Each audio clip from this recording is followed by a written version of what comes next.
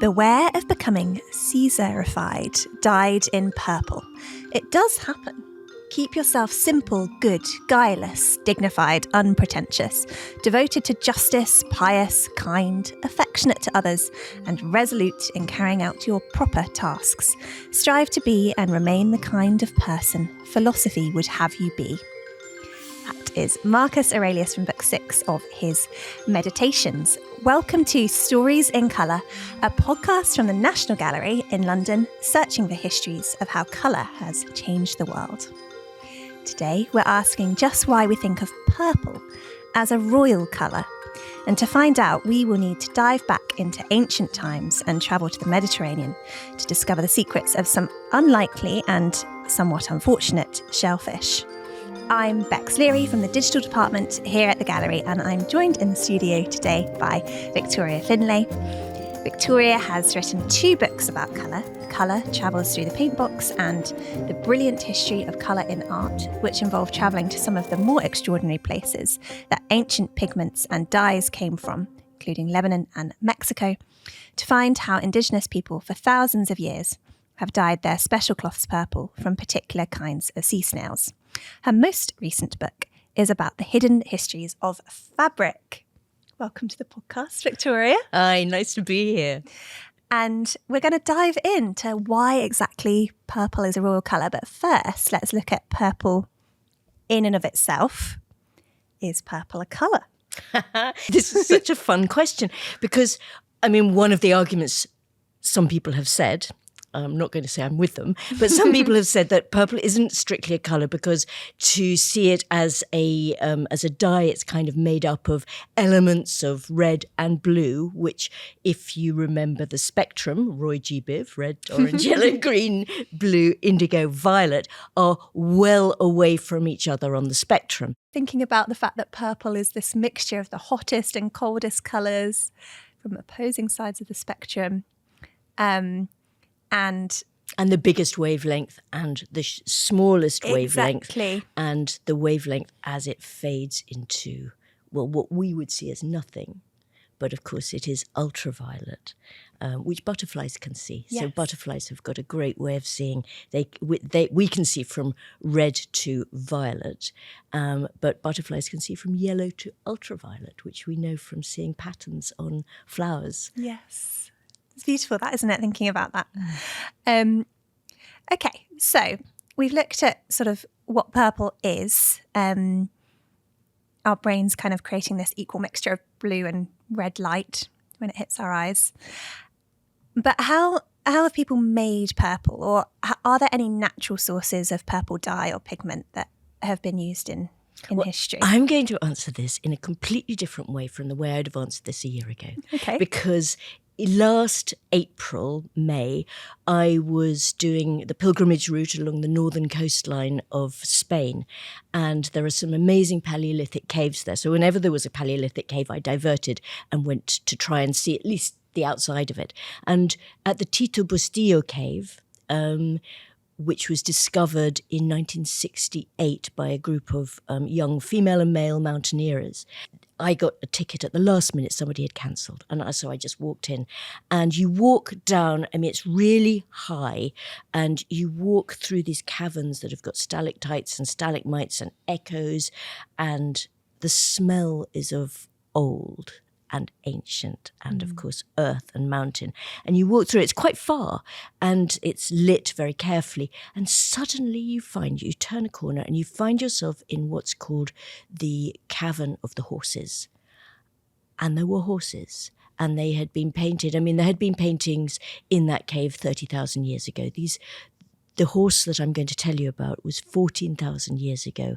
Somebody painted, it was a very good horse. It was quite Disney in a good way. It was a really animated. Fabulous animated horse that almost could be a zebra, but it wasn't. And it was purple. Purple. I just couldn't believe it. But obviously it was driving me crazy. Like, what was this pigment? And the first guy didn't know, but then I went to the museum and I said, what was that purple? And they said it was a kind of earth pigment. We've talked before on the podcast about the sort of earth colours in Paleolithic caves, which you more expect to be sort of the carbon blacks and sort of red earths or brown earths. But to get actually a very bright, vibrant purple is astonishing. Unbelievable. We all first of all, the horses were unbelievable, but also we just couldn't believe that we had never heard, even me, I just travelled around the world to find out these stories, and I'd never heard of such an extraordinary colour. There is an Armenian earth, an Armenian colour, which was used to paint the bowl, the thing that goes underneath gold gilting. So it was used in icons since ancient times. So it does exist somewhere in the world. And it wasn't exactly local, so it had been definitely carried at least quite a few miles by the Paleolithic painters. And there's another mineral purple colour, isn't there? Derived from fluorite, is that right? There is. But not widely. But it's not really used widely. It was never... Again, obviously, right through this podcast, you're dealing with this, but it's not just what colour the pigment is, it's what happens when light comes on it, and also how it works with fresco, how it works on different surfaces, and also how it works with the other colours around it. So the fluorite, It was never seen as a particularly desirable colour. It was fine, but it was not celebrated. Yes. And so actually, most of the older paintings in our collection would be made from, the purples would be made from mixtures of blue and red, or mixtures of other pigments. But there was something called turnsol, which is a kind of sunflower, which would be used as a kind of dye, and that was made from sunflower, and depending on which way it was made, it would either be blue or purple. And also the lichens, lichens were used. They were mostly used for dyeing things, but again, you could use them for paints that faded. But not particularly bright purples. Not particularly the bright purples that we really want to talk about here. Which is what we want to talk about today. So let's look at one discovery story of this elusive purple. And it's a painting of Hercules' dog discovering purple dye from around 1636. The painting is obviously, the mythology is ancient. And the painting's by Peter Paul Rubens. It's not one in our collection. It's from the Musée Bonnat in France. And this panel painting shows Hercules leaning down to stroke the head of his rather lovely dog. We're set on the beach, and the dog's paw is resting on a very large spiral shell. The shell isn't purple. It's instead a sort of reddish colour. And in the background of the shoreline, we can see the city of Tyre. So could you tell us what's going on? What's the story here? Well, this is a sort of fabulous... It made me laugh a lot because the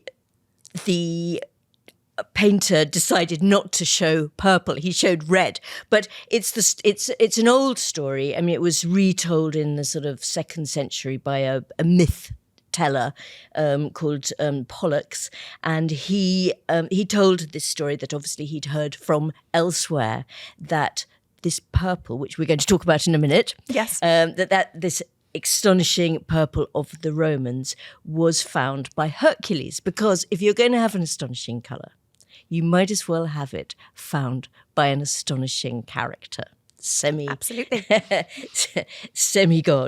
Demigod. And so the story is he's walking along the beach with his dog, as one does, and suddenly the dog picked up a shell, and the dog's mouth was purpled with his... So all over the dog's mouth was purple. So Hercules thought, what's going on? And looked, and here was a shell that could produce purple. So that's the story. There's a little extension that there was a sort of a nymph that there was something going on between the two of them. And she said, I love this colour, I want a dress in it.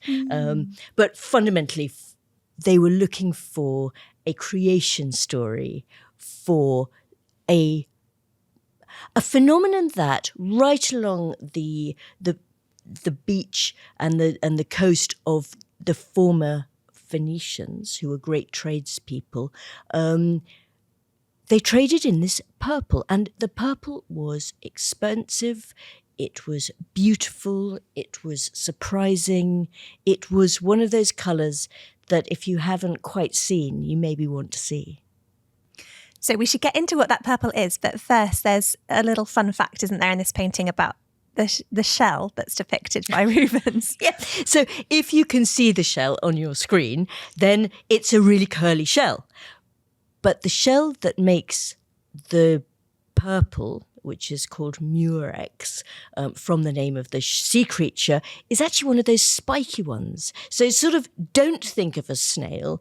Think of one of these kind of like shells with a mouth and spikes, and that's the murex. So obviously Rubens didn't know what the shell looked like, which is not surprising because people had completely forgotten how to make that dye.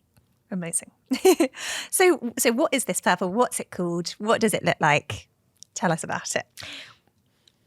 The what does it look like is more tricky than it might sound. So we'll come to that in half a second. Okay. So the city of Tyre, from which the name, a classical name for this purple was called Tyrian purple from Tyre. It was a Roman city, and it was where in the sea and all around the coast there were these shells, and they were called murex brandaris, murex trinculus, those two major ways. And so that's two different kinds of shellfish, but they both worked in the same way. The colour comes from glands, which some early classical people said came from the mouth. Actually, it comes from nearer their anus. So it's already a tricky colour. And it made this purple that was really deep coloured. Pliny talked about it, and he said that there are various different kinds of colour that this sea creature can make, and some of it is light and some of it is quite reddish, and those are cheaper. But the most fabulous, the most precious one, is like the colour of clotted blood. Wow. Okay, so that's more reddish than purple. Pliny the Elder, that is, the Roman author and army commander. So you've got the shellfish. How are you getting the dye from these poor little shellfish? The mystery was lost to us until, bizarrely, a way of making a synthetic purple, a synthetic purple dye was discovered in the 1850s in London.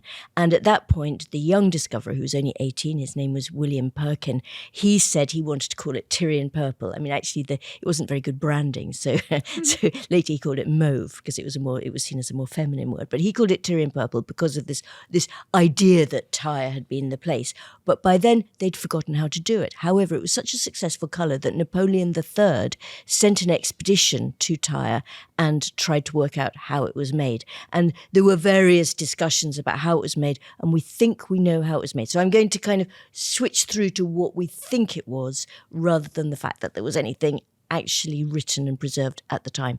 And it was probably made by getting the shellfish and their rotten flesh, boiling them up, adding various things that include alkali, lye, and other small things to make this into a dye. And if you can imagine what it was like boiling up and leaving in the sunshine for at least 3 days, possibly a lot more than that, rotten shellfish. Tasty. It was so extraordinary. And some of the people who rediscovered this about 25 years ago, they were doing a demonstration in Amsterdam, and I went along, and there was a conference, and then they were doing the demonstration in a different building, and I walked along, and from the ground floor, and this was on the 3rd floor, you could smell what it was. Really? It was, I'm holding my nose in memory. Look like you're sort of almost feeling sick at the thought of it. It was the most shocking smell that I had ever smelled, which is really quite interesting. So, you have to, with such things, you've got to, as the dyers said, you've got to sort of switch your thinking from oh my God, this is absolutely disgusting. I think I'm going to be sick, which is what I think everybody thought, to, oh, isn't this interesting? This is the smell of ancient Tyre. This is the smell that made what is now the Lebanon, or what is now Lebanon and the sort of the north and the south of it. That's what made them incredibly rich. And that's what, in a way, made the Bronze Age happen, because the Phoenicians, trading their purple on the way, managed to get all around the coast to Cornwall, where they picked up tin and facilitated the bronze that was going to actually change the world. So, yeah. So that was the smell of it. And in a way, that's the only way that you can manage it. And sometimes there was urine there as well. I mean, it was just to compound. You can't even really the horror. Imagine the stench, can you? Pliny the Elder, yeah. He said that it was obnoxious. Obnoxious. The smell, Offensive. Even on the fabric. Yeah. Yes. So you've visited Tyre, this southernmost port in Lebanon, well, today's Lebanon, and as we've said, the major Phoenician seaport from about 2000 BCE through to the Roman period. What were your travels like, and what did you discover there? I went in 2000, a long time ago, and I first went to Jemail or Byblos, which is where the Bible got its name from, because in a way the Phoenicians were possibly the people who invented this kind of writing that we have today, the kind of the writing that's different from hieroglyphics. And all through that place there were tiny, I mean, we're sitting at a table about the size of this table, tiny little kiosks where people had things for sale, and they would have had a lot of colours for sale coming from all of the interior of the Middle East and by sea. And you knew that obviously purple would be the most prized thing. Kermes, which you discussed in the Cochineal podcast, to make red, everything. So there was a real sense when I started of this being once a place of colours, a really busy place. Inland, there was a huge Roman temple to Jupiter and a smaller one to Bacchus, who was the god of wine and wine drinking and purpleness and revelry. Luxury and revelry. So there was a kind of sense that of it all being much of a muchness in terms of purple making the character of this place. In Tyre, I went to the Roman ruins, and we were kind of not recommended to go to these purple pits, the murex making pits, but I did manage to get through, and I went to visit them, and I realised why they were exactly where they were, which is quite far from all the sort of the grand pillars and columns. Why were they so far away from the grand pillars and columns? Because of the smell. Yes, and they of would course. have definitely, the wind direction would have taken the smell as often as it could do to sea, because otherwise I think it would have made the whole city unlivable. But I didn't find much more than that. I did try and go and find the murex, and there was a fisherman I talked to who said that he'd found it. He said they're quite rare now. Because they were because overfished. they were fished out of, and also pollution doesn't help. All of these things in our modern world that are making the seas and these are very delicate creatures, even though they look kind of rugged and spiky. So I didn't go fishing because he said that the sea was too unstable to go. It wasn't safe. But I thought on my way back I would go to Sidon, which is the next port up, scarcely 20 minutes, half an hour away by car. And I went to Sidon because I'd noticed a map and it said Murex Hill. And I thought, oh, that would be nice. I might go and have a look to see if I, see this heap of murex, see if anything kind of remains of it. And I drove around. There was a cinema, there was a cemetery, and I kept on looking for this Murex Hill, and I didn't find it until I realised that I was driving on it. It was that big. It had apartment blocks, a cemetery, a movie theatre, shops. It was a proper urban hill, and it was made from trillions of carcasses, I suppose, the shells of these creatures that Land had been created from discarded shells. Yes. So used to make purple dye. Yes. Used to make celebrated, expensive, sumptuary purple dye. Amazing. This feels like a good point for us to take a little break. And after the break, we will look a little bit more at Tyrian purple's association with royalty.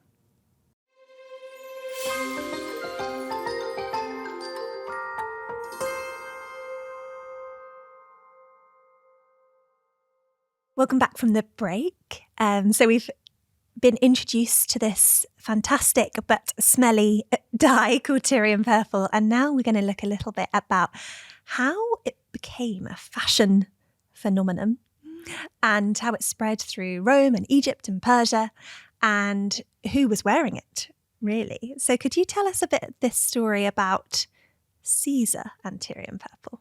So Julius Caesar in around 48 BC, went to Egypt, and he was really struck by how wealthy it was. And there was this incredible queen, Cleopatra, who was from a Greek family. And historians wrote about this time and a dinner party when the sofas were purple, the columns were purple, the dresses were purple, the sails on Cleopatra's ship were purple. Wow. Yeah. And they had a lovely time. And in fact, Cleopatra was the mother of Caesar's only child, Caesarion. So it was all happening. And I think that for him, this purple was a symbol of what he wanted to be in his life, which was powerful and exclusive and rich beyond all rich. And so when he returned after this adventure, he made a decision that the only person who could wear a purple toga was him. So only the emperor is allowed to wear. There were some people were allowed to wear stripes on their toga, but he was the only one who was able to wear a fully purple toga. That was the sign of an emperor. And so this is the origin story of why we imagine emperors wearing purple. It really is. And other emperors, this was an extraordinarily lucrative trade. So different emperors treated it in different ways. Nero, he was the only one allowed to wear it.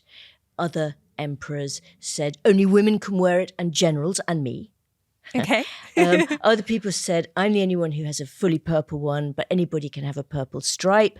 Diocletian said, anyone can wear purple, but they have to pay a tax for it. Ah. So you can see, in these stories of the different emperors and how purple played out, in a way you can see the history, a little insight, a little keyhole into the history of each imperial reign.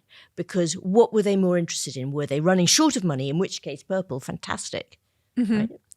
Right? Were they running short of power or respect, in which case purple can be used too.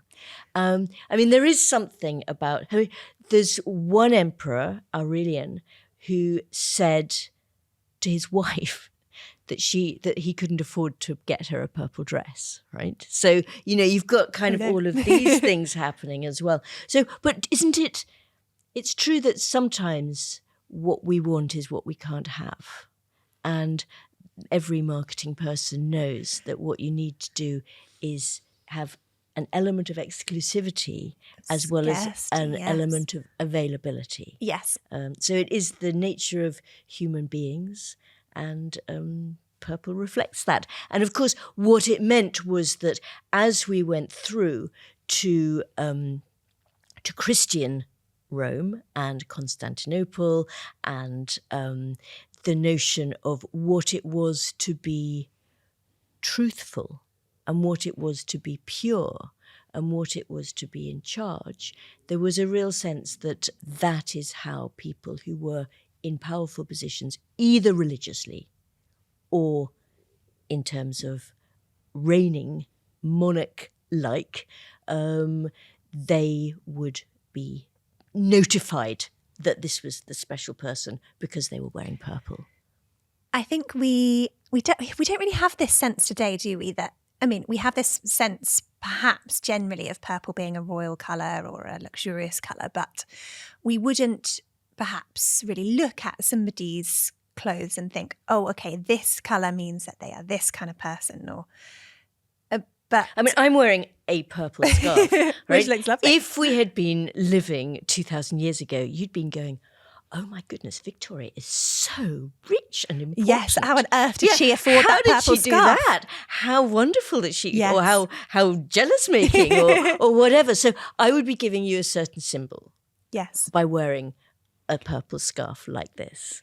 I feel like the only maybe equivalent today is if somebody's wearing a bright white coat and you were like, maybe they can afford the dry cleaning. And also, really I suppose we go off. for textiles and textures, so you can know if somebody's wearing an expensive textile. You can know, yes, and also the cutting is really important for us. I mean, if you've got a toga, there's not much cutting involved, is there? It's all about wrapping. Draping, yeah. But I mean, the standard Savile Row suit and the beautiful Italian-made suit for men and how for does women. It fit? How does it fit? How do they stand? Those are indications. And even when you have some of the more powerful people in the world who have maybe got there through success in IT, wearing T-shirts, and they too are making a statement that they have got so much further that they don't need to worry about those signals. Absolutely. Should we look at one example, actually, just to go, back into history of the Byzantine emperors who were depicted wearing purple, quite famously in the Church of San Vitale in Ravenna in Italy. And Byzantine mosaics, if people can imagine, they have all these kind of gold tesserae, so little glass square mosaics backed with gold and then backed with other colours. And we get, don't we, an emperor and an empress in this church depicted wearing Tyrian purple. I was lucky enough to go there a few years ago, and it is quite extraordinary because the effect of these mosaic pieces, this tesserae, is that everything shimmers slightly. There's a movement in the stones that you need to see and then move around yourself. And then you can kind of see the movement in the stones. And in a way, the purple that the couple are wearing in these 6th century. Yes, 6th century. 6th century mosaics are purple, but also they are kind of stunning. But her being dressed in purple, she had quite a mixed and extraordinary background. I think she was in the circus. She had a very This is Empress Theodora. Yes, and her husband. So in a way, there was a sort of sense of show and demonstration as to what she was doing and what they were doing and why they were there, and why, in a way, because of course churches are about holiness, why they should be depicted in those churches and be fully present. And the colour is part of that. Absolutely. And so you have also this sort of semi-divine kind of conjuring of this emperor and this empress, and they have sort of halos around their heads as well, don't they? That association with holiness, but also importantly connected to purple as well as the gold. So coming back to the present, is the purple that we think of today different to the purple that we think of in ancient Rome? I think it probably is. I mean, it's really hard. They didn't have Pantone in those days, did they? So we can't exactly know exactly what they were talking about. I mean, Pliny described it, as I said, in as ranging from from a kind of pale colour to coagulated blood. But I was really struck in the museum in Beirut, where they had an example of what this might look like. They had dyed a piece of wool with Tyrian purple, with murex, and I couldn't help but laugh, because this sort of powerful colour that we had thought of as a sort of central blue-red, I had, was actually fuchsia. It was like really bright, quite bright, dark, lovely pink. And I thought, wow. And that had been done with a tin mordant. So when you're doing this, in order to make... When you're doing the dyeing process. When you're doing dyeing, in order to make it fix onto the cloth that you're using, you might put some tin filings in. Okay. And perhaps in Phoenician time, the tin might have come from Cornwall, who knows? But you put some tin filings in, and then this would make it, mordant means from the Latin to bite. And so the tin will bite it onto the fibres of the wool and make it stick, so that it's more than just coating it. It's actually digging into what our textiles are made from. And presumably different mordants are going to affect the colour. Different mordants will affect the colour. Right. So a tin mordant, I saw, so as in it could do some other stuff as well, but tin seemed to make it this wonderful pink. Also, people discovered that there was a strong Jewish tradition of wearing tassels on a shawl, which is called tzitzit. And the tradition was that those coloured tassels were made from sea creatures. It has been forgotten exactly how that was done. And then people started looking, and there was a sense that should it be blue, should it be purple? And it was realised that if the sun is shining at a certain point in the process, it makes it more blue.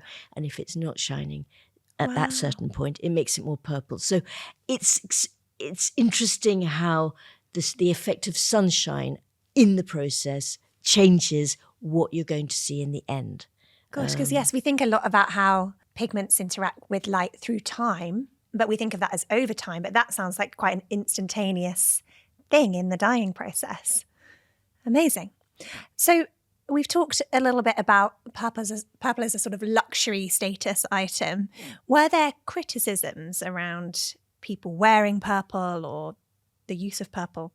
Perhaps we might go back to that original quote that I read at the start of Marcus Aurelius, who warned against being dyed in purple, as he claimed Caesar was.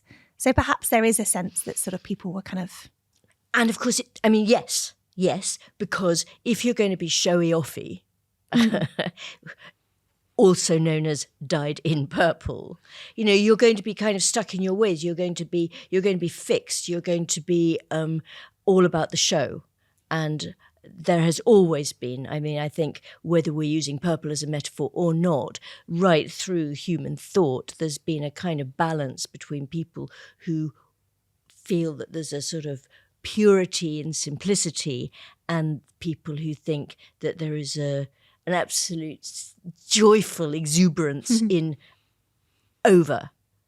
doing more. And I think in a way that's a sort of balance that we see. We see it today in our discussions about lots of things about government and about how we live and how people are. So I think that's what in a part they're talking about. Do you want to be a showy person? Yes. Who dazzles us with what you're doing, or do you want to be a simple, more truthful person? And sometimes purple has been a metaphor for that. And I'm sure that in some kind of paintings, purple has been a metaphor for those kind of discussions and debates. So this feels like a little time to take a break. And we've kind of looked at some ancient examples of how purple has been worn. but we will skip forward to look at a painting by Raphael, who will help us explore more on this theme of greed.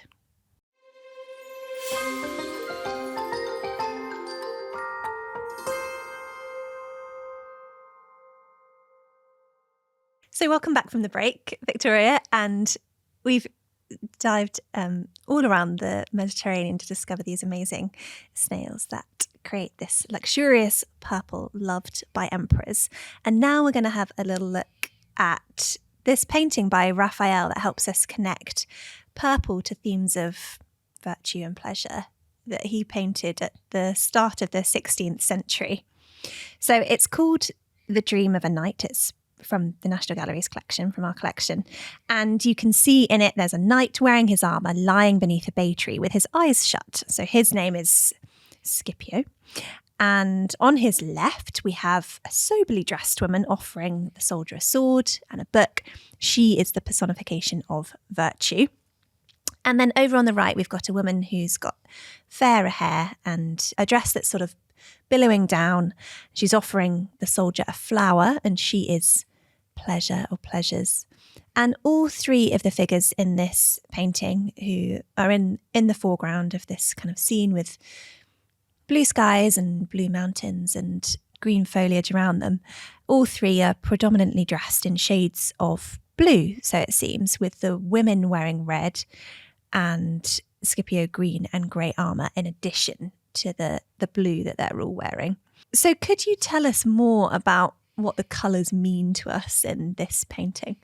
Well, I mean, this is a story really of the knight representing all of us, trying to work out our way of living between, well, in this sort of division between pleasure and having fun and virtue and doing good. Yes. And it's obviously a very simple allegory. But in the poem, Oh, sorry, yes, I should have said that this was based on a poem, isn't it? Yeah, so in the original poem, yes. There's a lot made of the fact that pleasure is wearing Tyrian purple. Okay. And her Tyrian purple is embroidered and kind of beautiful and lush. And she also has these perfumes and she's holding flowers. So in a way, probably the flowers are not just general pleasure, they're also perfumed probably and representing the things that can seduce us away from a straightforward path. And the virtue figure is wearing what looks like dullness, but she's saying to the knight in the poem, she's saying, forget all that Tyrian purple nonsense. You with me will be lying on straw and looking up at the stars, but your simple life. So that's the kind of the game of the poem. And so looking at it, you might think, well, what on earth is Raphael doing? Because virtue is dressed in blue, that's fine. But surely pleasure should be dressed in Tyrian purple. Why isn't she? So I mean, I was puzzled when we first discussing this. Yes. And so I looked through the conservator's notes, and this ultramarine, so this very fine, very expensive blue, which is the same colour as the mountains. It's kind of that sort of blue that descends into violet, into the distance. It now looks ultramarine blue, pure and simple, but it would have been painted with something that was called Red Lake. I know that you've done another podcast about that, but fundamentally that was using a red from something like the Kermes insect to create your purple. So the big problem is it would have faded. So it would have been blue and red mixed together. She would have looked like she was wearing Tyrian purple originally. She would, but interestingly, something extra has happened because Raphael wouldn't have used it thinking that would fade, but it has.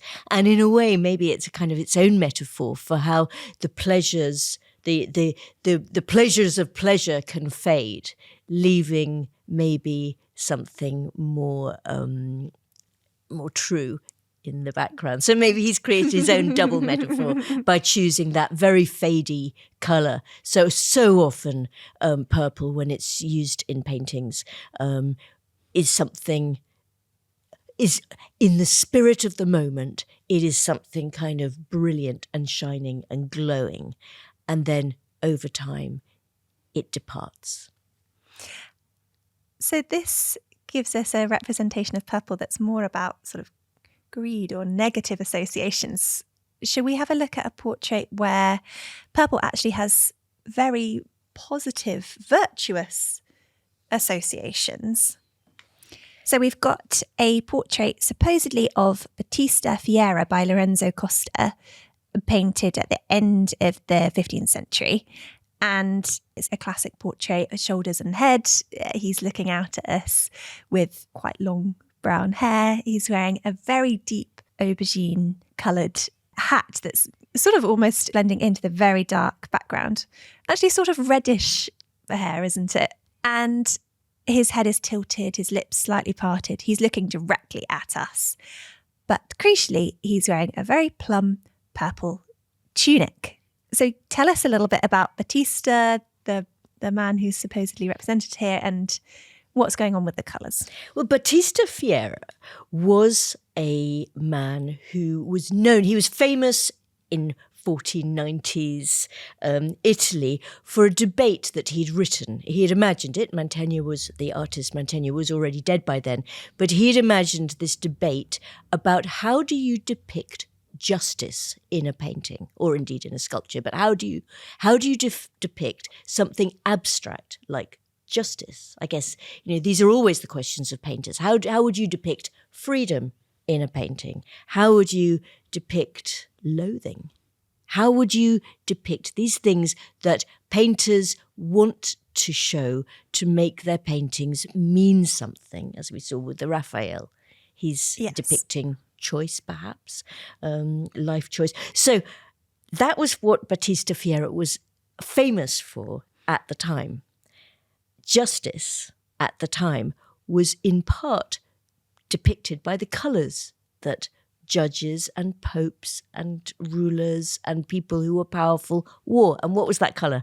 Of course, it was purple.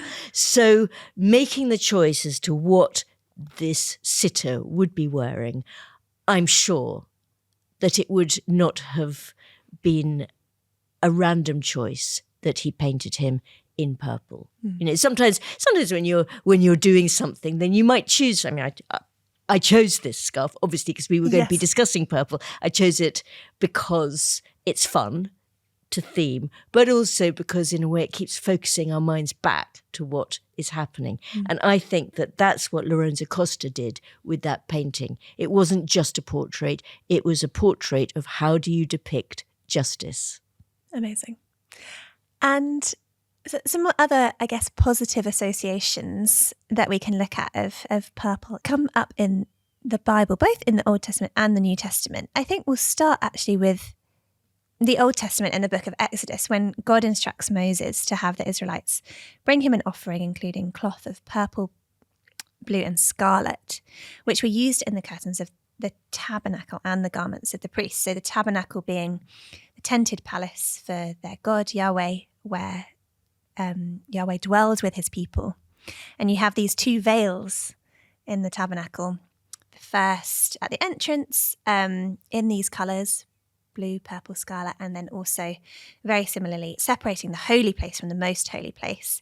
And that was given additional embroidered cherubim. So you have this very long association with holiness with the colour purple.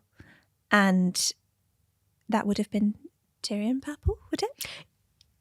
It probably would have been Tyrian purple because, of course, as we talked briefly about it earlier, there was a tremendous importance. There were actually many of the dyers were at different times Jewish along that Mediterranean coast, and they were specialists in that. It was something that they had learnt to do, perhaps for holy reasons, perhaps also for trade reasons. So it was a speciality of the people of that area. It was really expensive, so therefore, how do you value your God? You're not going to be making, especially after the Mosaic rules, you're not going to be making golden icons So how do you value your god? You might value your god by making special things, special fabrics, and making the actual quality of the temple tent into something that is where there is an idea that God is most present. Absolutely. And purple and blue and scarlet. Scarlet was probably from the Hermes insect, which I know you've talked about on a different podcast, and possibly blue and purple might have been connected with these murex seashells. Amazing. And so then later, as we get into the New Testament, we get a very poignant and one of the most famous scenes in the Bible where Christ is actually described as wearing purple robes. And this is actually before the crucifixion, when he was being mocked about his claim to be king. So Mark 15:17 says, "Then they clothed him with purple and plaited a crown of thorns and put it about his head." So where is this purple symbolism coming from in this story? Two things. One, Jewish rabbis and priests and in the temple of the Most Holy would have likely worn at least part of their garments would have been purple. But more than that, this is the Romans mocking. Yes, Christ. So therefore, what did the Roman emperors wear? They wore purple. Yes. So, I mean, it's obviously a terrible set of scenes of the Passion, but there's one scene where Christ is being whipped, another where a crown of thorns. So we're talking about a crown for a ruler, but it's of thorns, so it makes him bleed. Yes. So it is a crown and it isn't a crown. And in a way, the purple robe is an honour and it is not an honour. It is the opposite of honour. It's a joke.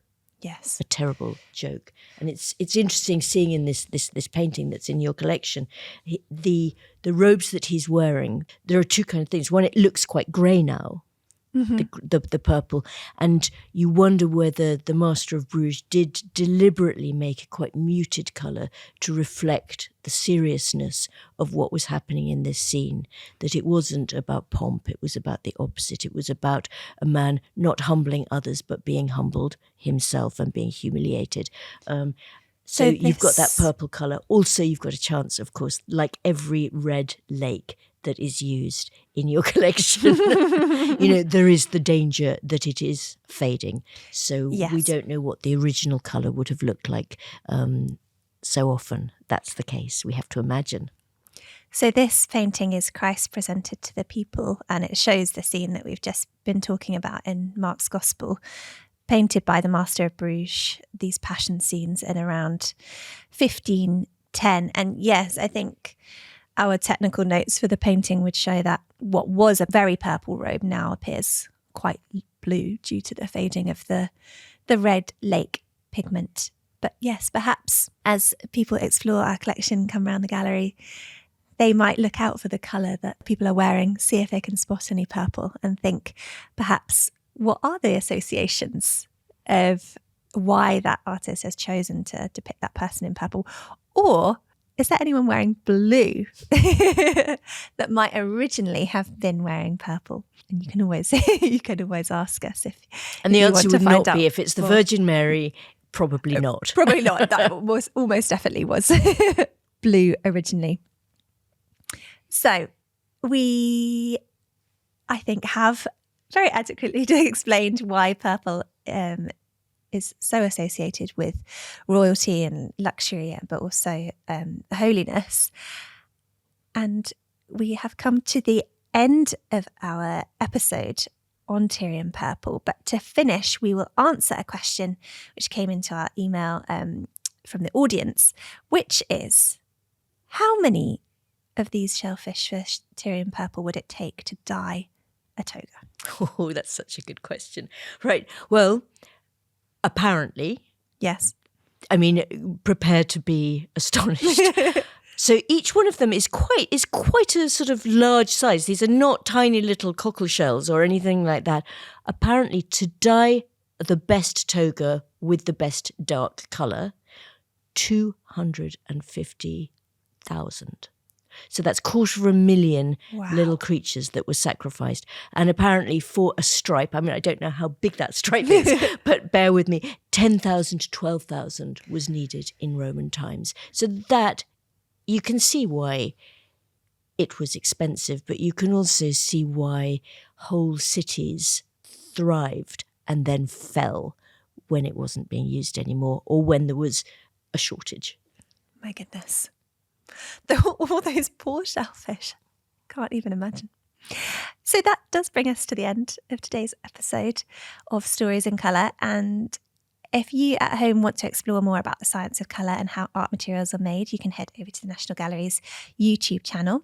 If you've got questions that you'd like us to answer in a subsequent episode about how colour and this amazing technology has interacted with human history, you can email us. We're on podcast@nationalgallery.org.uk.